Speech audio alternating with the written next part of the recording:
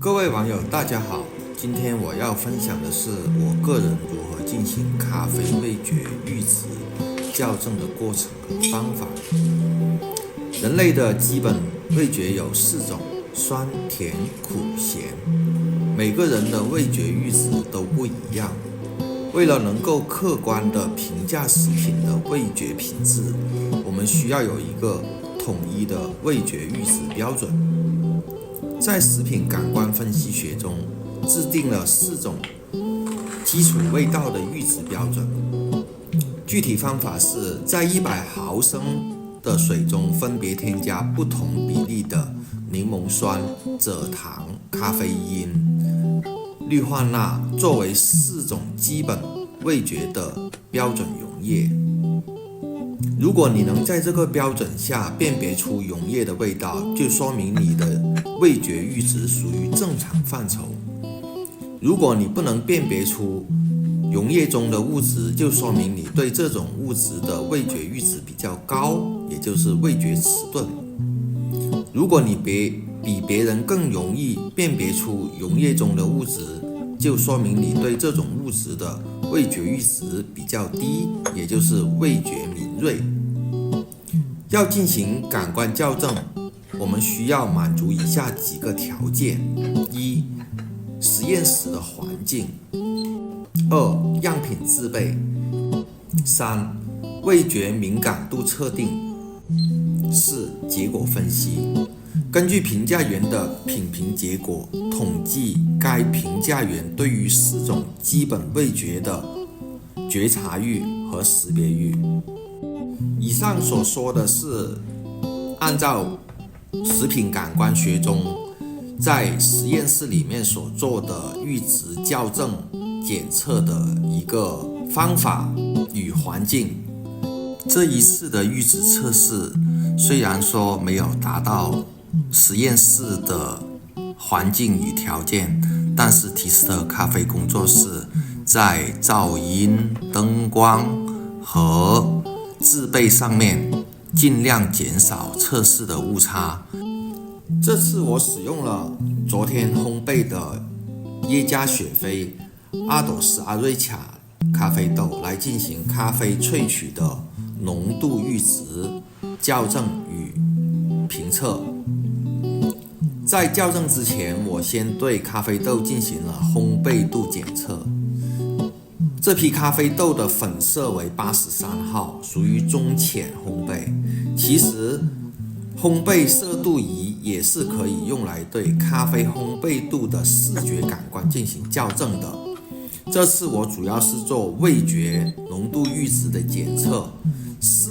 觉色值的检测我会在后期制作一期视频分享给大家。检测完咖啡豆和咖啡粉的烘焙度后，我按照平时的咖啡萃取方法，用20克咖啡豆，粉水比例为1:16，冲煮时间大约为2分30秒左右。这次我使用了3段式冲泡法，最后得到了275克的咖啡液。把萃取出来的咖啡液称重，是为了方便计算咖啡的萃取率。萃取率是需要结合咖啡的浓度、咖啡粉量和咖啡液量来计算的。然后取出咖啡浓度仪，用清水进行校正，再把温度适宜的咖啡液滴入镜面进行检测。我一般会做3组，每组3次检测，然后把数据进行平均，获得最准确的检测结果。在进行检测的同时，我也开始通过品尝咖啡来做浓度的评估。根据以往的浓度检测经验，我对这杯咖啡的浓度做了一个初步的估计，大概浓度在 1.35 到 1.4 之间。事实上，通过3组，每组3次检测得出的咖啡浓度的综合平均数是 1.35% 的浓度。味觉阈值感知与仪器的误差范畴还是在可以接受的范围。但还需要经常进行味觉浓度阈值的校正练习。通过已知咖啡叶量和咖啡粉量以及咖啡的浓度，计算出了咖啡的萃取率是 18.6%。当知道了咖啡豆的烘焙度、风味和口感后，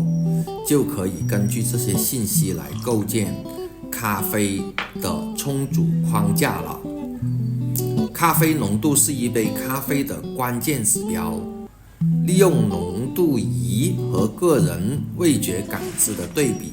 让我更加深入地了解了咖啡萃取的多样性。通过调整冲煮数据来获得不同的咖啡浓度，它可以帮助我们控制和调整咖啡的冲煮参数，让我们能够根据自己的喜好和需求制作出不同风味的咖啡。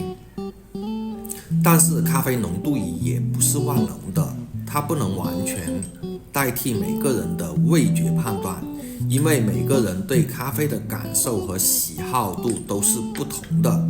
有些细微的差别可能咖啡浓度仪无法捕捉，但是我们的味蕾却能感知。所以我认为咖啡浓度仪和我们的味觉判断是相辅相成的，它可以互相验证和补充，让我们能够更好地享受咖啡的乐趣。这次的咖啡浓度对比测试使用了设备仪器，很多朋友不具备这种条件的情况下也没有关系，可以通过不同浓度的溶液去测试酸、甜、苦、咸的味觉阈值。具体调配比例与阈值参数可以在网上获得，也可以留言给我。今天视频就介绍到这里，欢迎分享与传播。